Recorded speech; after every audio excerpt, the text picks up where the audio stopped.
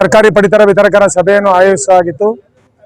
ಇವತ್ತು ಕರೆದಿರೋ ಉದ್ದೇಶ ರಾಜ್ಯ ಸರ್ಕಾರ ಅನ್ನಭಾಗ್ಯ ಅಕ್ಕಿಯ ಸ್ಟಾಪ್ ಮಾಡಿ ನಾವು ಇಂದಿರಾ ಕಿಟ್ ಕೊಡ್ತೀವಿ ಅಂತ ಅಂದ್ಬಿಟ್ಟು ಒಂದು ಹಿಂದೆ ನಡೆದಂಥ ಕ್ಯಾಬಿನೆಟ್ನಲ್ಲಿ ತೀರ್ಮಾನ ಮಾಡಿದೆ ಅಂತ ಅಂದ್ಬಿಟ್ಟು ಪ್ರಶ್ನೆಲೆಲ್ಲ ಬಂದಿದೆ.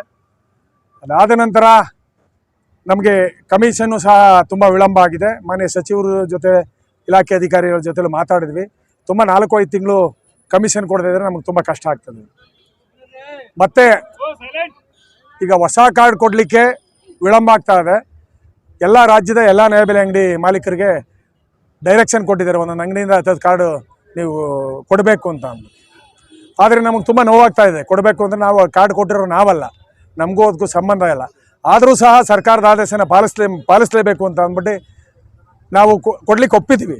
ಆದರೆ ಒಂದು ಕಂಡೀಷನ್ನು, ಈಗೇನು 30,000 ಚಿಲ್ಲರೆ ಅರ್ಜಿಗಳು ಬಂದಿವೆ ಸುಮಾರು ಹೊಸ ಕಾರ್ಡ್ ಕೇಳಲಿಕ್ಕೆ, ಆ ಕಾರ್ಡ್ ಕೊಡುವಂಥ ಸಂದರ್ಭದಲ್ಲಿ ಅಲ್ಲಿಯ ಸ್ಥಳೀಯ ನ್ಯಾಯಬೆಲೆ ಅಂಗಡಿ ಮಾಲೀಕರಾಗ್ಬೋದು, ಸ್ಥಳೀಯ VSSN ಕಾರ್ಯದರ್ಶಿಗಳಾಗ್ಬೋದು, ಅವ್ರ ಗಮನಕ್ಕೆ ತಂದು ನೀವು ಅಲ್ಲಿ ಸರ್ವೆ ಮಾಡಿ ಯಾರು ಬಡವರಿದ್ದಾರೆ ಅವ್ರು ಗುರುತಿಸಿ ಕೊಡಲಿಕ್ಕೆ ಪ್ರಯತ್ನ ಪಡಿ.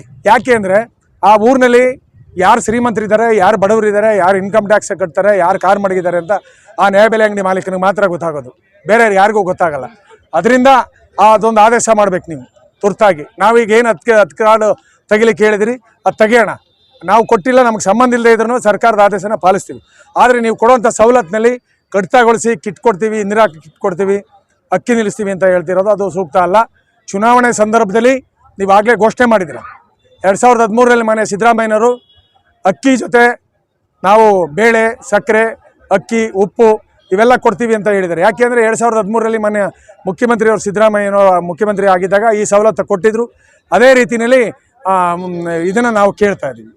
ಇದು ಮಾಡಲಿಲ್ಲ ಅಂದರೆ ನಾವು ಮುಂದಿನ ದಿನಗಳಲ್ಲಿ ಬೀದಿಗೆ ಇಳಿಬೇಕಾಗ್ತದೆ. ನಮಗೆ ಕೊಡೋವಂಥ ಕಮಿಷನ್ ಕಡಿಮೆ ಆಗ್ತದೆ. 5 kg ಅಕ್ಕಿ ಕಟ್ ಮಾಡಿದ್ರೆ. ಕಿಟ್ ಕೊಟ್ಟರೆ ಒಂದು ಕಾರ್ಡ್ಗೆ ಒಂದೇ ಕಿಟ್ ಕೊಡೋದು. ಅವ್ರು 10 ಜನ ಇರಲಿ, ಒಬ್ಬರೇ ಇರಲಿ, 25 ಜನ ಇದ್ದರೂ ಒಂದೇ ಕಿಟ್ ಕೊಡೋದು. ನಮ್ಮ ರಾಜ್ಯದಲ್ಲಿರೋದು 1,28,00,000 ಮಾತ್ರ ಕಾರ್ಡು. ಆದರೆ ಜನಸಂಖ್ಯೆ ಇರೋದು 4.25 ಕೋಟಿಗೆ ಕೊಡ್ತಾ ಇದ್ದಾರೆ. ಈಗ APL ಅಕ್ಕಿ ಬರ್ತಾ ಇಲ್ಲ. ನಾವು APL ಅಕ್ಕಿಗೂ ಪ್ರಯತ್ನ ಪಡ್ತಾ ಇದ್ದೀವಿ. ಕೇಂದ್ರ ಸರ್ಕಾರದ ಸಚಿವರ ಜೊತೆಲೂ ಮಾತಾಡಿದ್ದೀವಿ. ನೀವು 22 ರೂಪಾಯಿ ಸರ್ಕಾರದ ಸಂಘ ಸಂಸ್ಥೆಗಳಿಗೆ ಅಕ್ಕಿ ಕೊಡ್ತಾ ಇದ್ದೀರಿ. ಅದೇ 22 ರೂಪಾಯಿನ ಅಕ್ಕಿನ ನಮ್ಮ ಎಲ್ಲ ರಾಜ್ಯದ ಎಲ್ಲ ನ್ಯಾಯಬೆಲೆ ಅಂಗಡಿಗೂ ಕೊಡಿ. ನಾವು APL ಕಾರ್ಡ್ನವ್ರು ಯಾರು ತಗೋತಾರೆ ಅವ್ರಿಗೆ 22 ರೂಪಾಯಿನಲ್ಲಿ ನಾವು ವಿತರಣೆ ಮಾಡ್ತೀವಿ. ಅಕ್ಕಿ ಕೆಲವರಿಗೆ ಸಾಕಾಗಲ್ಲ ಅಂತ ಅಂದ್ಬಿಟ್ಟು ಮನವಿ ಮಾಡಿದ್ದೀವಿ. ಅದೊಂದು ಮುಖ್ಯ ಉದ್ದೇಶ ಆಗಿದೆ. ಮತ್ತು ಎಲ್ಲೋ ಒಂದು ಕಡೆ ಯಾವುದೋ ಒಂದು ಕಡೆ ಕಳ್ತನ ಮಾಡ್ತಾರೆ, ಯಾರೋ ಲಾರಿ ಹೊಡಿತಾರೆ, ಯಾರೋ ಇದು ಮಾಡ್ತಾರೆ, ಅದು ಪತ್ರಿಕೆಯಲ್ಲಿ ಬಿಂಬಿಸೋದು ಮಾತ್ರ ನ್ಯಾಯಬೆಲೆ ಅಂಗಡಿಯವರು, ಪಡಿತರ ವಿತರಕರು, ಇದೆಲ್ಲ ಕೆಟ್ಟ ಹೆಸರು ಬರ್ತದೆ. ಅದನ್ನು ನಾವು ಒಪ್ಕೊಳ್ಳೋಕೆ ರೆಡಿ ಇಲ್ಲ. ಯಾರು ಭ್ರಷ್ಟಾಚಾರ ಮಾಡಿದ್ದಾರೆ, ಯಾವ ಲಾರಿ ಹಿಡಿದಿದ್ದಾರೆ, ಆ ಲಾರಿ ಕಾಂಟ್ರಾಕ್ಟರ್ ಮೇಲೆ ನೀವು ಕ್ರಮ ತಗೋಬೇಕು. ನೀವು ಲಾರಿ ಕಾಂಟ್ರಾಕ್ಟರ್ ಮೇಲೆ ಕ್ರಮ ತಗೊಳ್ಳದೆ ಬಿಟ್ಬಿಟ್ರೆ, ನೀವು ಒಳಗೆ ಅಡ್ಜಸ್ಟ್ ಮಾಡ್ಕೊಂಡ್ಬಿಟ್ರೆ ನಾವು ಕೆಟ್ಟ ಹೆಸರು ತಗೊಳ್ಳೋಕೆ ರೆಡಿ ಇಲ್ಲ. ಯಾರು ಟೆಂಡರ್ದಾರ ಇದ್ದಾನೆ, ಯಾರು ಟೆಂಡರ್ ಅಗ್ರಿಮೆಂಟ್ ಆಗಿದೆ, ಅಗ್ರಿಮೆಂಟ್ನಲ್ಲಿ ನಿಯಮಾನುಸಾರ ಏನೇನು ಕಾನೂನಿದೆ, ಆ ಕಾನೂನು ಪ್ರಕಾರ ಆ ಲಾರಿ ಕಾಂಟ್ರಾಕ್ಟರ್ನ ಅರೆಸ್ಟ್ ಮಾಡಬೇಕು. ಅರೆಸ್ಟ್ ಮಾಡದೆ ಹೋದರೆ ಮುಂದಿನ ದಿನಗಳಲ್ಲಿ ಪ್ರತಿಭಟನೆ ಮಾಡ್ತೀವಿ. ಏನು ತೀರ್ಮಾನ ತೆಗೆದಾರೋ ಗೊತ್ತಿಲ್ಲ. ನಾವು ಇವತ್ತೆಲ್ಲ 1000 ಜನ ಸೇರಿ ಒಂದು ಸಭೆ ಮಾಡಿದ್ದಾರೆ, ಒಂದು ಗಡುವು ಕೊಡೋಣ ಅಂತ. ಇನ್ನು ಒಂದು ವಾರ ಟೈಮ್ ಕೊಡ್ತೀವಿ. ನಮಗೆ ಬರುವಂಥ ಕಮಿಷನ್ನು ಮತ್ತು ಯಾರು ಅವ್ನು ಲಾರಿ ಕಾಂಟ್ರಾಕ್ಟರ್ ಯಾರಿದ್ದಾನೆ ಅವನ ಮೇಲೆ ಅರೆಸ್ಟ್ ಮಾಡಬೇಕು, ಕೇಸ್ ಹಾಕಬೇಕು. ಮತ್ತು ಈ ಅಕ್ಕಿ ಕಡಿತಗೊಳಿಸೋದನ್ನ ನಿಲ್ಲಿಸಬೇಕು. ನಮಗೆ ಕಿಟ್ಟು ಕೊಡಿ. ಕಿಟ್ಟಿಗೆ ನಾವು ನ್ಯಾಯಬೆಲೆ ಅಂಗಡಿ ಮಾಲೀಕರು ನಾವು ಬಂಡವಾಳ ಹಾಕ್ತೀವಿ. ನಾವು ಜನ ನಮ್ಮ ಹತ್ರ ದುಡ್ಡು ಕೊಟ್ಟು ತಗೋತಾರೆ. ನಿಮ್ಗೆ ಯಾವುದೋ ಲೋಪ ಇಲ್ಲದಂಗೆ ನಾವು ವಿತರಣೆ ಮಾಡ್ತೀವಿ. ಇದು ಇಷ್ಟು ಪ್ರಮುಖವಾದಂಥವು. ಇನ್ನೂ ಬೇಕಾದಷ್ಟಿವೆ. ಈಗ ಯಾವುದೋ ಹೊಸದು ಏನಾಗಿದೆ ಅಂದರೆ, ಯಾರ ನ್ಯಾಯಬೆಲೆ ಅಂಗಡಿ ಮಾಲೀಕರು ಒಂದು ಕುಟುಂಬದಲ್ಲಿ ಸತ್ತರೆ, ಆ ಕುಟುಂಬದಲ್ಲಿ ಸತ್ತರೆ ಅವರಿಗೆ ಆ ಮನೆ ಕುಟುಂಬದಲ್ಲಿ ಯಾರು ನ್ಯಾಯಬೆಲೆ ಅಂಗಡಿ 45 ವರ್ಷದಿಂದ ಈ ರಾಜ್ಯ ಸರ್ಕಾರದ ಸೇವೆನ ಮಾಡ್ಕೊಂಡ್ ಬಂದಿದ್ದಾರೆ. ಅವ್ರ ಕುಟುಂಬಕ್ಕೆ ನ್ಯಾಯಬೆಲೆ ಅಂಗಡಿ ಕೊಡಬೇಕು ಅಂದ್ರೆ ಇಲ್ಲದೆಲ್ಲ ಲಕ್ಷಾಂತರ ರೂಪಾಯಿ ದುಡ್ಡು ಅಲ್ಲಿ ತಾವು ಮಾಡ್ಬರ್ಬೇಕು, ಕೋರ್ಟ್ಗೆ ಹೋಗ್ಬೇಕು, ಕೋರ್ಟಲ್ಲಿ ಆದೇಶ ತಂದ್ರು ಇಲ್ಲದೆಲ್ಲ ಮಾಡೋದು. ಈಗ ಯಾವುದೋ ಕುಷ್ಟಿಗಿಲಿ 3 ಕೇಸ್ 2.5 ವರ್ಷ ಆಗಿದೆ, ಲಕ್ಷಾಂತರ ರೂಪಾಯಿ ಖರ್ಚು ಮಾಡಿದ್ದಾರೆ. ಅವರು ಏನ್ ಮಾಡ್ಬೇಕು? ಇವ್ರ ಮೇಲೆ ಅವರು, ಅವ್ರ ಮೇಲೆ ಇವ್ರು ಹೇಳ್ತಾರೆ ಎಲ್ಲ ಕೊಡಬೇಕು. ನೀವೇನಾರ ಅದೇನ ತೀರ್ಮಾನ ತಗೋಬೇಕು ಅಂದ್ರೆ ನಮ್ಮ ಪದಾಧಿಕಾರಿಗಳನ್ನ ಮಾನ್ಯ ಮುಖ್ಯಮಂತ್ರಿ ಅವರು ಕರೆಸಿ, ನಮ್ಮ ತಾಲೂಕು ಪದಾಧಿಕಾರಿಗಳಾಗಬಹುದು, ಜಿಲ್ಲಾ ಪದಾಧಿಕಾರಿಗಳಾಗಬಹುದು, ರಾಜ್ಯ ಪದಾಧಿಕಾರಿಗಳು ಅಷ್ಟು ಜನನು ಕರೆಸಿ ನೀವು ಚರ್ಚೆ ಮಾಡಿ. ನಿಮ್ಮ ಚರ್ಚೆಗೆ ನಾವು ಬರ್ತೀವಿ.